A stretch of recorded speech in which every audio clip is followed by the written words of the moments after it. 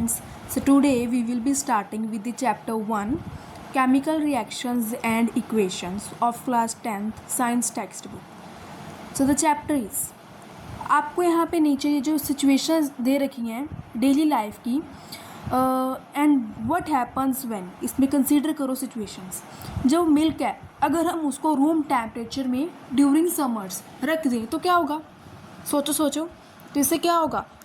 तो वो दूध फट जाएगा समर्स में। ऑलराइट, अब थोड़ा सा ट्राई भी इवन करके देख लेना कि आप थोड़ा सा बाउल में मिल्क रखना समर्स में, तो क्या होता है। Just try this as a activity. And the next is iron tawa, pan और नेल, जब उसको हम ह्यूमिड एटमॉस्फेयर में एक्सपोज कर देंगे तो क्या होगा? जस्ट थिंक क्या होगा, क्या लगता है क्या होगा?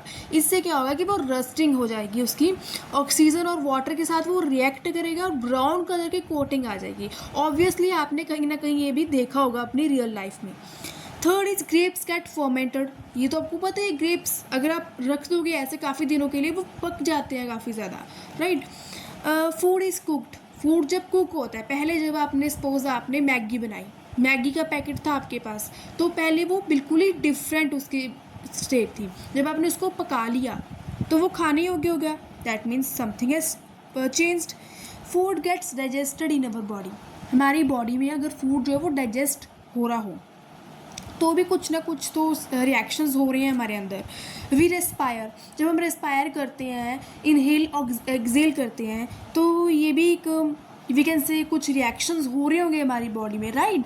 सो यहाँ पे देखो, in all the above situation the nature and the identity of the initial substance, nature थी, आइडेंटिटी थी, वो इनिशियल सब्सटेंस की वो चेंज हो गई। जब आपने मैगी बनाई, मैगी की पहले इनिशियल आइडेंटिटी डिफरेंट थी, बनाने के बाद डिफरेंट होगी उसकी फाइनल स्टेट। तो we can say initial substances have somewhat changed. We have already learnt about physical and chemical ranges of matter in our previous classes में आप पढ़ चुके हो physical and chemical changes जो होते हैं। Alright, so whenever a chemical change occurs, we can say that a chemical reaction has taken place. जब भी chemical change होता है तो हम बोलते हैं कि chemical reaction हुआ है। जब भी physical change होता है तो हम बोलते हैं कि physical change हुआ है, उसमें physical reaction has taken place।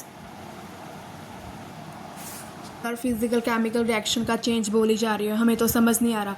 अब फिजिकल चेंज क्या होता है? फिजिकल चेंज तभी होगा किसी भी रिएक्शन में if identity of this substance has been changed, like shape change हो गई है, साइज चेंज हो गया है, टेम्परेचर चेंज हो गया है, तो उसको हम फिजिकल स्टेट बोलते हैं। जैसे कि melting of ice, this is the biggest example of physical reaction. And chemical reaction क्या होता है? जब एक जो रिएक्टेंट है उससे 2 और मोर प्रोडक्ट फॉर्म हो रही हैं तो उसको हम केमिकल रिएक्शन बोलते हैं। सो केमिकल रिएक्शंस के बारे में ही तो हम इस चैप्टर में पढ़ने जा रहे हैं, तो उसी को हम डिटेल में पढ़ेंगे। Whenever a chemical change occur we can say that a chemical reaction has taken place. You may perhaps be wondering as to what is actually meant by chemical reaction. How do we come to know that a chemical reaction has taken place? Let us perform some activities to find the answer to this question. तो आप सोच रहे होगे हमें पता कैसे चलेगा? आपने तो बोल दिया जी अब केमिकल रिएक्शन हो रहा है, मतलब एक जो रिएक्टेंट उससे ज़्यादा प्रोडक्ट बन रहे हैं, बट हमें पता कैसे चलेगा? हमें मालूम कैसे पता होगा कि केमिकल रिएक्शन हुआ है? तो इसके लिए हम एक एक्टिविटी परफॉर्म करते हैं। This is very interesting activity, so let's see. इसमें आपने क्या लेना है? Clean a magnesium ribbon about 3 to 4 centimetre long bye rubbing it with sand paper. अब 3 to 4 सेंटीमीटर लॉन्ग का ये मैग्नीशियम का रिबन है, 3 to 4 सेंटीमीटर लॉन्ग। इसको आपने किसके साथ रब करना है? Rubbing it with sand paper, sand paper के साथ इसको आपने रब करना है। अब मुझे ये बताओ, मैग्नीशियम रिबन को हम सैंड के साथ क्यों रब करेंगे भाई? What's the reason behind this? हम मैग्नीशियम रिबन को सैंड के साथ इसलिए रब करते हैं बिकॉज मैग्नीशियम जो प्योरेस्ट फॉर्म में होता है, अगर हम उसको ऑक्सीजन में एक्सपोज कर दें तो वो ऑक्सीजन के साथ रिएक्ट करके मैग्नीशियम ऑक्साइड बना लेता है, जिसकी वजह से मैग्नीशियम ऑक्साइड की उसके ऊपर लेयर जमा हो जाती है। तो इसके कारण फिर वो अच्छे से बर्न नहीं हो पाएगा, वो प्योरेस्ट फॉर्म में ईजिली बर्न नहीं हो पाएगा। That's why we rub it with the sand paper. So this is the reason why we rub the magnesium ribbon with the sand paper. Hold it with a pair of tongs. अब इनको क्या बोलते हैं, इनको हम tongs बोलते हैं। इसके साथ मैग्नीशियम रिबन को आपने होल्ड कर लिया। Burn it using a spirit lamp और बर्नर। ये क्या है, इसको हम स्पिरिट लैम्प या बर्नर बोलते हैं। अब इसके साथ आपको बर्न कर लेना ये।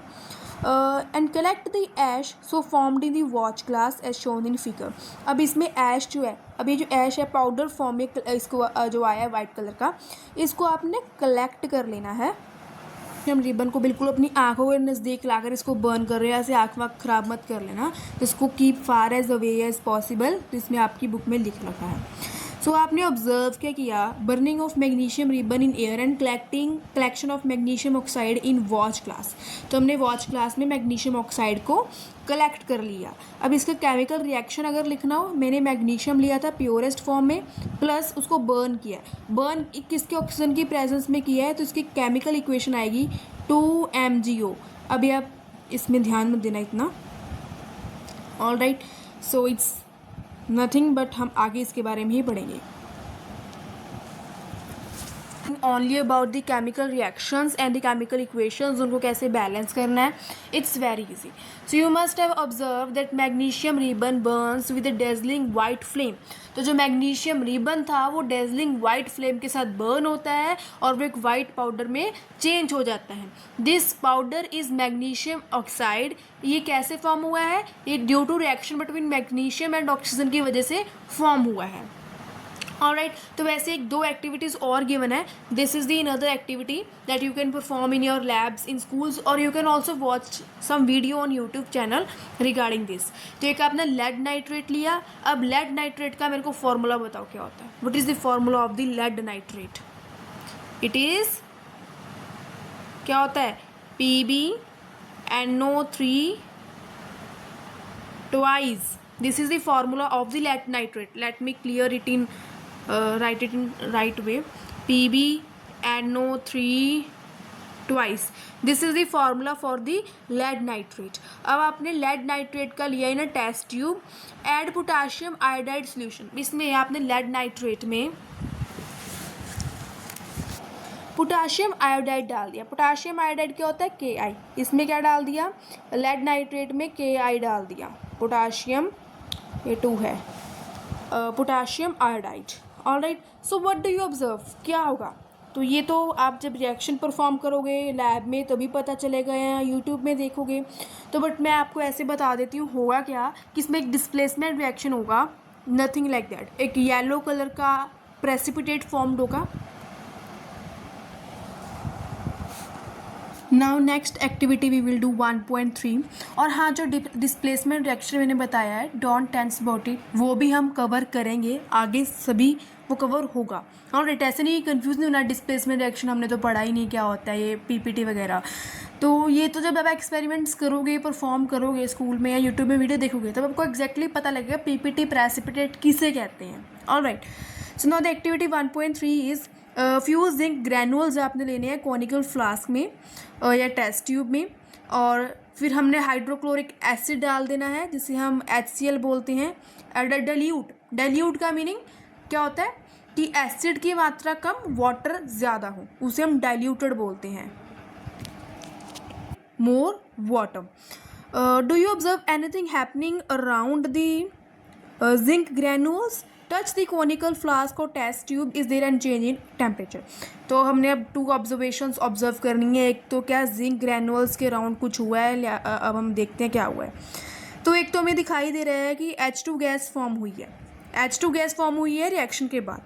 और दूसरा, जब आप इसको एक्सपेरिमेंट को रियलिटी में परफॉर्म करोगे, क्या होगा कि जो टेम्परेचर होगा वो बढ़ जाएगा कॉनिकल फ्लास्क का। So this is a change in temperature that is observed. Of hydrogen gas by the action of dilute hydrochloric acid. तो अब इनको भी सीख लो भी क्या क्या बोलते हैं। आप बड़े हुए लैब में इन सभी चीज़ों के साथ वर्क करोगे तो पता होना चाहिए। इसको हम कॉक बोलते हैं, इसे हम ग्लास ट्यूब बोलते हैं, glass tube. Alright, this is conical flask, dilute hydrochloric acid, zinc granule. तो गैस थोड़ी पास होगी ना, रिलीज होगी, उसी को ही हम ग्लास ट्यूब बोलेंगे। This is the glass tube. और ये कॉक है, ये कॉनिकल फ्लास्क है, ये सारी क्या है, ये सारी कॉनिकल फ्लास्क है। ऑलराइट, और ये डाइल्यूट हाइड्रोक्लोरिक एसिड है एंड जिंक ग्रैनुअल्स हैं। From the above three activities, we can say that any of the following observation help us to determine whether a chemical reaction has taken place. तो अभी इसमें से हम observation से पता लगा सकते हैं केमिकल रिएक्शन हुआ है किन से। एक तो हमने पढ़ा कि अगर आप इस रिएक्शन में देखोगे तो कॉनिकल फ्लास्क का टेम्परेचर बढ़ गया, जब आप इसको टच करोगे तो आपको हॉट फील होगा। तो हमने पढ़ा कि चेंज इन टेम्परेचर से हम देख सकते हैं कि chemical reaction has taken place, very much important. अब H2 गैस यहाँ पे हुई थी, तो आपको फटाफट याद आना चाहिए जब हमने जिंक ग्रैनुअल्स का HCl के साथ रिएक्शन करवाया था तो क्या हुआ था, H2 गैस फॉर्म हुई थी। तो दो एग्जांपल्स तो इसमें जो एवोल्यूशन वाले चेंज आ रहे हैं तो वो तो आपको जिंक ग्रैनुअल प्लस H2 से ही याद आ जाने चाहिए ये वाले एक्सपेरिमेंट से। तो चेंज इन टेम्परेचर और एवोल्यूशन ऑफ गैस ये तो आप बिल्कुल भी नहीं भूल सकते। Change in colour and change in state. Change in state हमने ऊपर कोई एक्सपेरिमेंट में किया था, तो आपको ये तो पता ही है चेंज इन कलर कब होता है, जब एसिड को प्लस बेस के कुछ रिएक्शंस होते हैं जिसमें चेंज इन कलर ऑब्जर्व किया जाता है। एग्जाम्पल देख सकते हो कि जब हम हाइड्रोजन प्लस ऑक्सीजन गैस का रिएक्शन करवाते हैं तो एक लिक्विड वाटर मॉलिक्यूल मिलता है हमें प्रोडक्ट साइड में। ऑलराइट, टिल यहीं तक स्टडी करेंगे, बाकी का हम we will study in tomorrow's lecture.